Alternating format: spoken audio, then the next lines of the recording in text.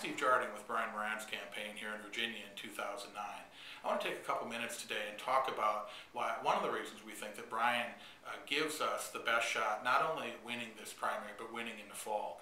And it starts with kind of the people who know you. If you look at Brian Moran and what he's done, both as caucus director and his 20 years as a public servant here in Virginia, 7 as a prosecutor, 13 in the House of Delegates, he's made a lot of friends. And he's made a lot of friends across the Commonwealth in every corner because Brian Moran fought for people. He went out every day and he tried to make their lives better. He sponsored legislation. He worked with Mark Warner and Tim Kaine to push through the greatest increase in funding for education that we've had. He's been a watchdog in the environment and a fighter for those that know that our environment next to our children is arguably our most precious resource. And what that's done for him over the years, and I think it's manifested itself with literally hundreds of endorsements from opinion leaders, from elected officials, from Democrats across the Commonwealth.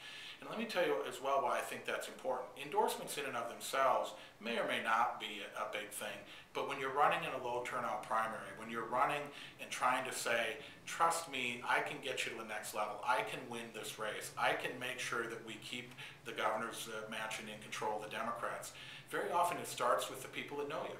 And the people that know Brian are supporting Brian Moran because Brian Moran supported them. He did it through all the different walks of legislative life, if you will. He also did it on the campaign trail.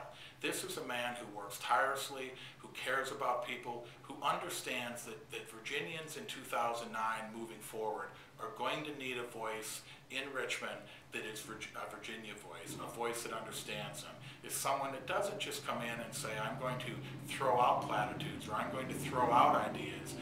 He's a guy that has worked on ideas. He's a guy that's delivered. And it means a lot. All those hundreds of endorsements, all those hundreds of elected officials that have endorsed Brian, they bring with them a grassroots network, an organization that turns votes. And it's vitally important. I saw it firsthand when I did Jim Webb's race in 2006. Jim had a lot of endorsements. A lot of people that met Jim really loved Jim, but he didn't have a lot of money. In fact, we were outspent rather dramatically, never put an ad on TV. But it was that grassroots network, those people that said, that's the guy we need. That's the messenger and the message. And they went out and probably took a risk on Jim Webb. Doesn't look so risky today. Went on and defeated George Allen, and he was everything that we hoped he would be. To me, that's Brian Moran in 2009. He is our best shot at maintaining not just the governor's mansion, but giving people hope moving forward, that they've got a fighter and an advocate.